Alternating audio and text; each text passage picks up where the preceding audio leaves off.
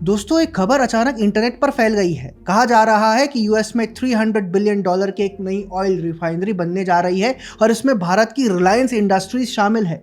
$300 billion का investment, यानी कि लगभग 25 लाख करोड़ रुपए बैठता है। इसीलिए जब ये खबर आई तो बहुत लोगों ने ऐसे ऐसे समझा जैसे मुकेश अंबानी की रिलायंस इंडस्ट्रीज यूएस में $300 बिलियन लगाने जा रही है।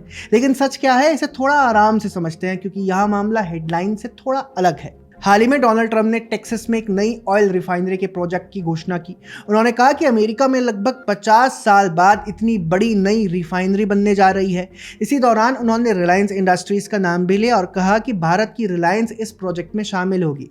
बस यहीं से खबर फैलनी शुरू हो गई। कई जगह हेडलाइंस बनने लगी कि रिलायंस अमेरिका में $300 बिलियन का रिफाइनरी प्रोजेक्ट कर रहा है। लेकिन जब इस खबर को थोड़ा डिटेल में हमने देखा तो तस्वीर थोड़ी अलग निकली। पहले तो ट्रंप का फैक्ट चेक हो जाए, क्योंकि ये प्रोजेक्ट दरअसल जो बाइडेन के कार्यकाल से शुरू हुआ था। ट्रंप के समय में पूरा मामला फाइनलाइज हुआ है, लेकिन ट्रंप ने पूरा क्रेडिट ले लिया। और सिर्फ यही नहीं दोस्तों, जिस रिफाइनरी की यहाँ पर बात हो रही है उसकी कंस्ट्रक्शन कॉस्ट $300 बिलियन नहीं है। इंडस्ट्री एस्टिमेट्स के हिसाब से इस तरह की रिफाइनरी बनाने की लागत लगभग 6 से 7 बिलियन डॉलर के आसपास होती है। यानी जो प्रोजेक्ट असल में कुछ अरब डॉलर का है, उसे हेडलाइंस में $300 बिलियन के रूप में दिखाने जाने लगा।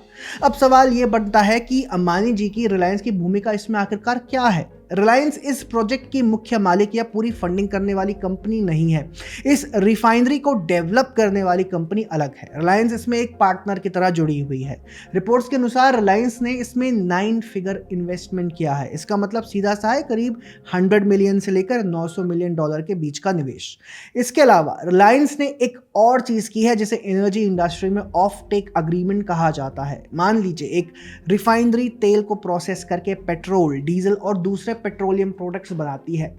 अब इन प्रोडक्ट्स को किसी को खरीदना भी होगा। अगर पहले से ही कोई बड़ी कंपनी ये वादा कर दे कि वे आने वाले कई सालों तक इस रिफाइनरी का प्रोडक्ट खरीदेगी, तो रिफाइनरी का बिजनेस मॉडल मजबूत हो जाता है।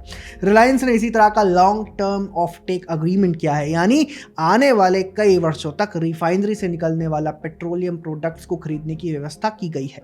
अब यहाँ सबसे बड़ा सवाल आता है, फिर $300 बिलियन का आंकड़ा कहां से आया? असल में ये प्रोजेक्ट की लागत नहीं है, ये एक तरह का long term economic impact estimate है। जब कोई रिफाइनरी कई दशकों तक चलती है तो वह अरबों डॉलर का तेल प्रोसेस करती है, फिर उसे बेचती भी है, फिर उससे जॉब्स भी बनती हैं, ट्रांसपोर्ट होता है, ट्रेड बढ़ता है। इन सबको जोड़कर कई बार एक बड़ा क्यूमुलेटिव नंबर बताया जाता है। यानी अगर ये रिफाइनरी कई दशकों तक चलती है और उससे होने वाली पूरी इकोनॉमिक एक्टिविटी को जोड़ दिया जाए तो उसका कुल असर सैकड़ों अरब डॉलर तक पहुंच सकता है। उसी तरह के कैलकुलेशन से 300 बिलियन का आंकड़ा सामने यहाँ पर आया है।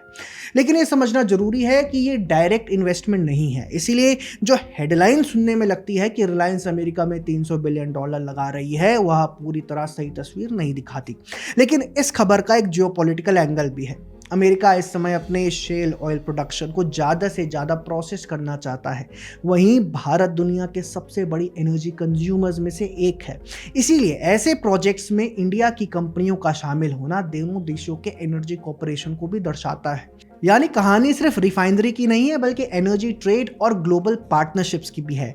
तो कुल मिलाकर बात इतनी है, हेडलाइन में जो संख्या दिखाई दे रही है वह असली प्रोजेक्ट कॉस्ट नहीं है। असली प्रोजेक्ट उससे काफ़ी छोटा है और रिलायंस की भूमिका एक पार्टनर और बायर की तरह है, ना कि पूरे प्रोजेक्ट की फंडिंग करने वाली किसी कंपनी की। कई बार राजनीति और बड़ी घोषणाओं में नंबर्स ऐसे पेश किए जाते हैं कि हेडलाइन बड़ी लगे, लेकिन जब आप थोड़ा गहराई में देखते हैं तो असली तस्वीर कुछ और निकलती है। दोस्तों, आपको ये वीडियो कैसा लगा? कमेंट्स में अपनी राय ज़रूर बताएं और चैनल को सब्सक्राइब करना ना भूलें।